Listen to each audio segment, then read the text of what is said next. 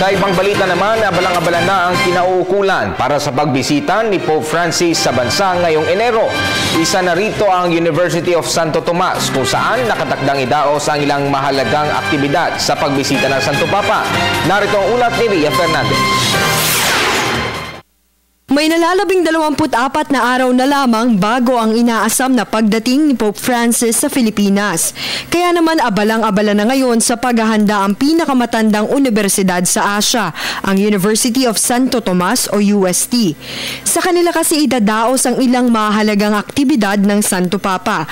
Isa rito ang nakadakdang pakikipagpulong ng Santo Papa sa 10 religious leaders na gaganapin sa January 18, 2015. Kabilang sa pulong ang iba't ibang pinuno ng mga relihiyon tulad ng Budismo, Hinduismo, Islam at Hudyo.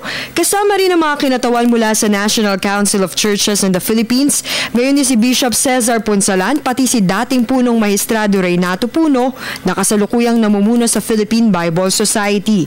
Sa parehong petsa rin mangyayari ang pakikisalamuha ng Santo Papa sa mga kabataan kasabay ang Philippine Conference on New Evangelization na may layong paglalimin pa ang mensahe ng Santo Papa. The UST committee for the papal visit to the university ensures that all preparations for Pope Francis' encounter with the youth at UST are in order to meet the goals and the corresponding activities for this very important event to be a success.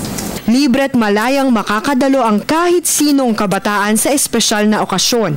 Itinalagang pampublikong lugar ang ilang bahagi ng UST, maliban sa kanilang football field at grandstand.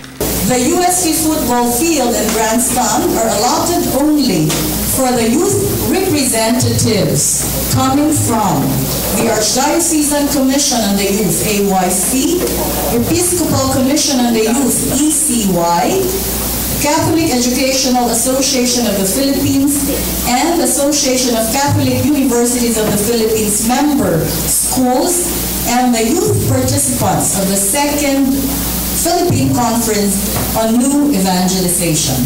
Muli namang tiniyak ng pamahalaan ang patuloy na pagsasaayos ng seguridad sa pagdating ng Santo Papa. As a predominantly Catholic nation, we appeal to the faithful to help all of us to ensure that the visit of His Holiness Pope Francis will be a peaceful, secured, and orderly event. Samantala, bukod sa papal visit, pinaghahandaan din ngayon ng Santo Papa ang kanyang ikalawang World Youth Day na gaganapin sa July 2016 sa Krakow. Sa tema nitong Blessed are the poor in spirit, for theirs is the kingdom of heaven mula sa Book of Matthew chapter 5 verse 3, hinihimok ng Santo Papa ang pagbabago ng mga kabataan sa tulong ng mga beato o pagsunod sa buhay ni Jesucristo. Para sa Telebisyon ng Bayan, Ria Fernandez.